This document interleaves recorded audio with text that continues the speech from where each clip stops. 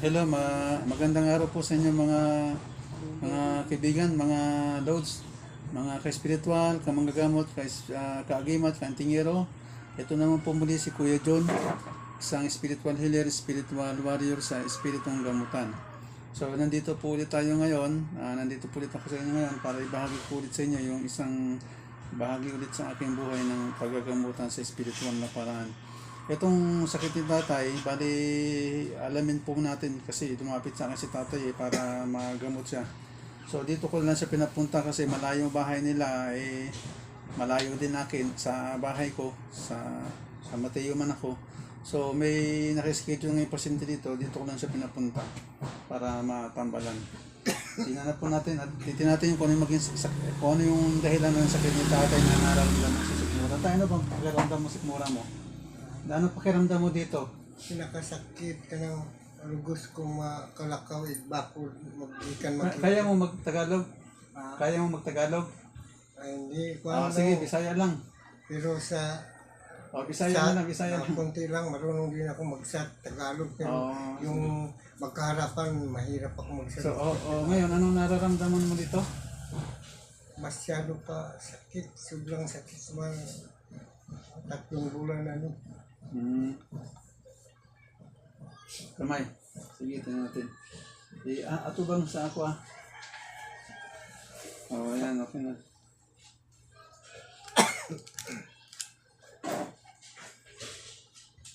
Sa kapangyarihan at nilalamitan ang langit lupa, ito po pamalaman ng espiritu ang kondisyon ni tatay gawin patungkol sa kanyang nararamdaman sakit sa kanyang kilid sa kanan.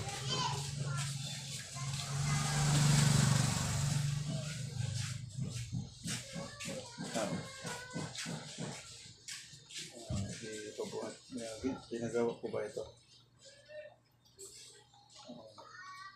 Normal ko ba ito na wala, ano ba ito pag nakaandita ni tatay? Gikan sa mga pasyente yung ginamot niya o isa sa mga pasyente. Ayan. Ano yung pasyente yung ginamot niya? Lalaki po ba? Lalaki, babae, lalaki. Yung sakit ng pasyente, doon din po ba sa naramdaman sa tulad sa kilid ni tatay? Ayun. So yung pasyente na ginamit ni tatay ng una, ano po ba yung sakit nun? Normal po ba? Hindi. Barang. Kulang. Hindi barang. Okay. Barang.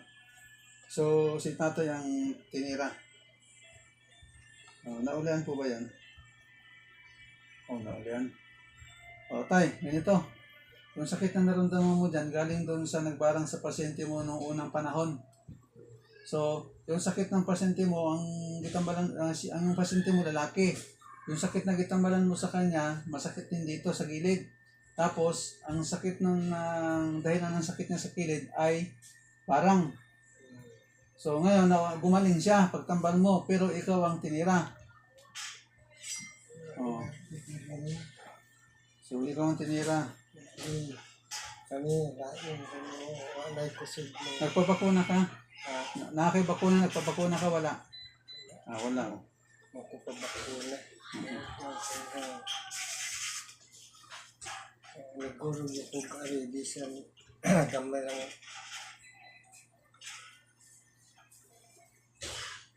Di ba nanggagamot ka rin doon sa inyo? Nanggagamot ka rin doon sa inyo sa Mahay? Nanggagamot ka rin sa inyo sa Mahay? Sa Mahay, nanggagamot ka rin? Nanambal ka rin doon? Nanambal? Ay, sa inyo? nanambal dito? Dito sa Mahay? Wala mong kita. Wala ka panambal dito? Diya sa ang kwan area ang kasagaran lagyo ang akong lakaw. Bansalan, abisag kasagaran ko nag-abot ko. Dugay na nang gamit mo tayo? Dugay na? Matagal na? Bago lang niya sa... Patawan mo, kanya ba? Kani mga gamit mo, matagal na? Dugay na, matagal na? Kwan lang, kadto nang nahanap yung daghang batibong sa lawas. Saan ka naglagay? Continue ako alam nung kwan. Mga ka-spiritual, ito sa tatay, ano po to? Isa po siyang manggagamot. Kaso, yung meron sa isang pasyente na ginamot niya, lalaki, Ang sakit ng pasyente, masakit din sa kanang kilid. Napagaling na yung pasyente pero yung barang, hindi niya alam na barang ang naging sakit, siya naman ang tinira. So hanggang ngayon, hindi niya natanggal yung, hindi niya nasangga ba? Hindi niya nasangga. Kung hawak ko daw. Hindi.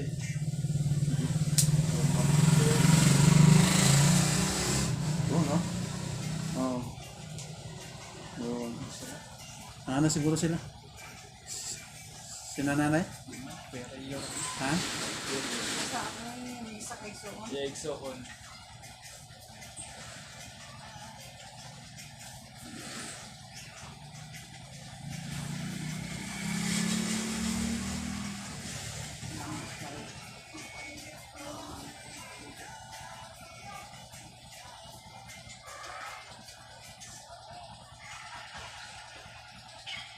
Cinco videos sa wala ko tayo dyan sa kaya tayo sa mga tayo hindi sa pero sa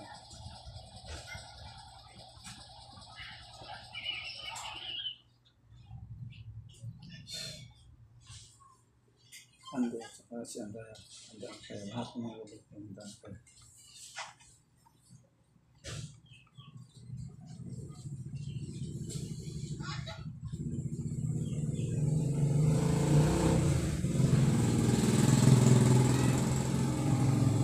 kaya hindi sila nilipan life ko pag inaharap ko na yung tumama na barang kay tatay kanin sa pagpanambal niya.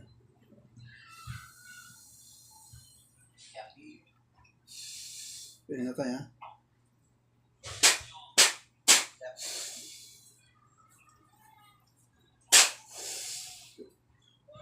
Init? Sakit? Sakit?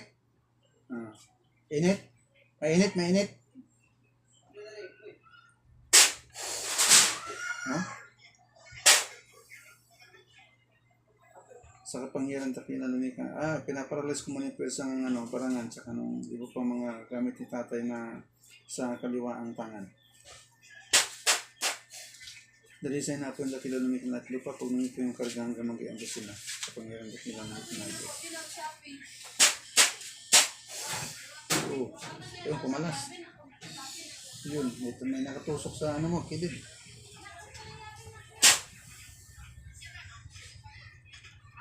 Sige, bunutin mo. Nakatusok. Tangit sabi ko na sa index ko na. May hinuhugot tayo. Ginahugot sa imong gilid ha. May hinuhugot. May hinuhugot sa gilid mo. Huwag mong galawin. May hinuhugot. Gagawin ko nandyan. Ayun, okay na.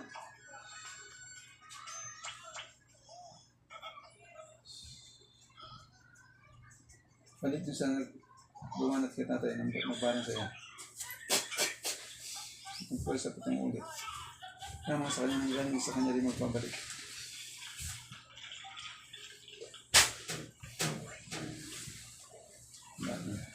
Pangit ang dito labos kawalan. May karga pa. May karga pa. May karga pa.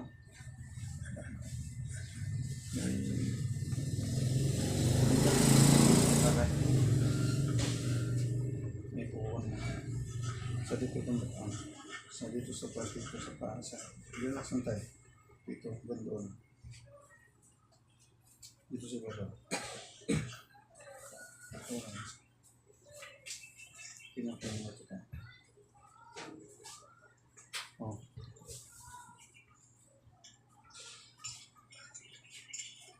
okay. Labas mo yung karga ba yung gamit ng tatay. Karga yung gamit mo tayo. Tanggalin natin yung gamit mo. Tanggalin mo muna yung gamit mo tayo. Kulintas niyo ba? Tangtangasa.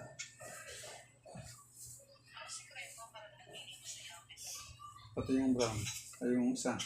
Yan lang isa yan. Yan lang isa. Ang bibig. Talisin natin. Yung karga mo.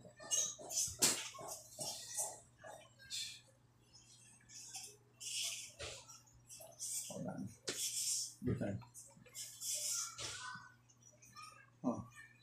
Hindi nakapalis kayo na? Nawala sakit. O, wala na. O, yung kaya ka natakarga ng gusto.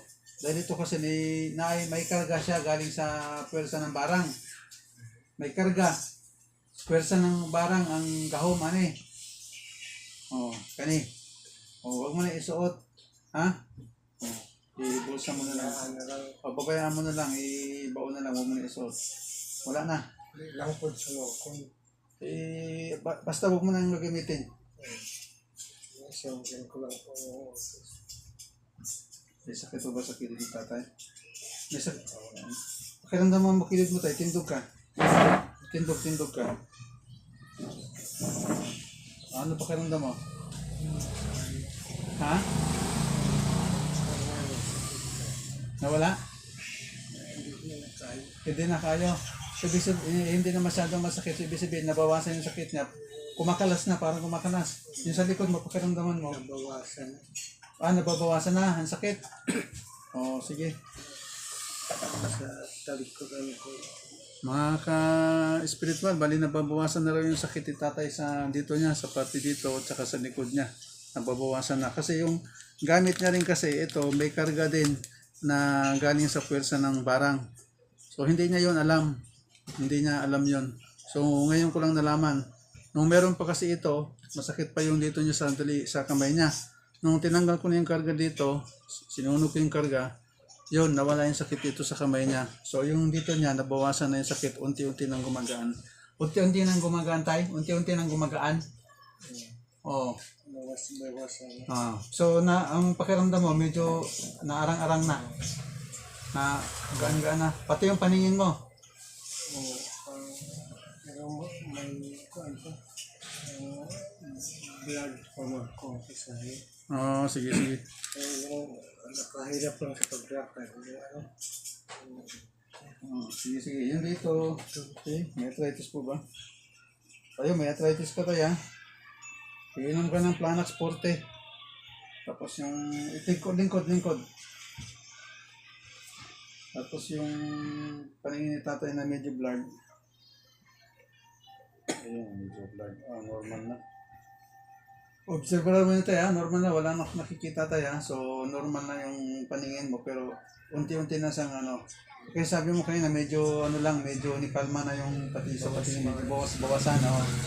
May nabawas-bawasan dahil naramdaman ng tatay na problema. Yung sa sakit niya sa kilid, sa tuo, tsaka yung sa may part ng puson niya na parang masakit, pati sa likod, tsaka yung mata niya na sa bandang kanan, na blurred daw yan, nabawas-bawasan na. So, mas maganda na yung pakiramdam niya umiigi na. Kumbaga parang unti-unti nang nawawala. Subukan mo nga itaas yung kamay mo tayo, pakiramdaman mo kung nangangalay ba. Ngayon, nabawasan yung alay?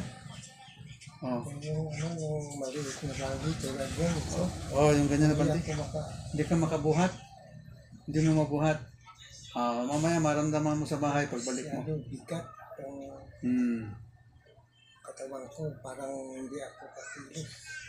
Masyado rin mabigat ang katawan ni tatay, hindi rin siya makakilos. Medyo mahina na kasi ang pandinig niya, kaya pag musinita siya, medyo mahina na rin kasi siya lang nakarinig doon sa sinasabi niya. So, ganun tayo, kasaraduhan na kita dahil sa palakasin mo na. Palakasin ko yung oras sa imong kilid, tsaka sa tiyan.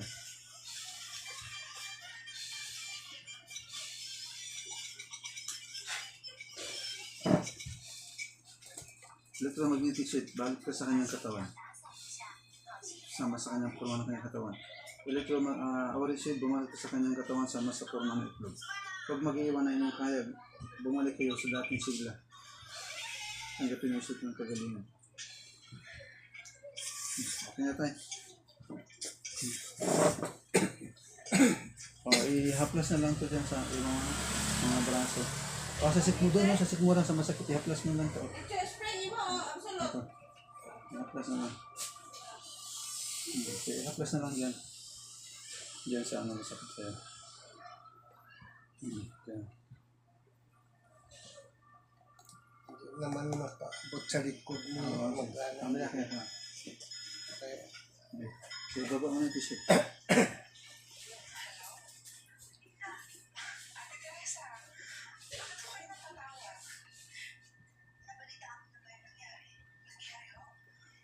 Iyan mo ngayon sa braso mo tayo.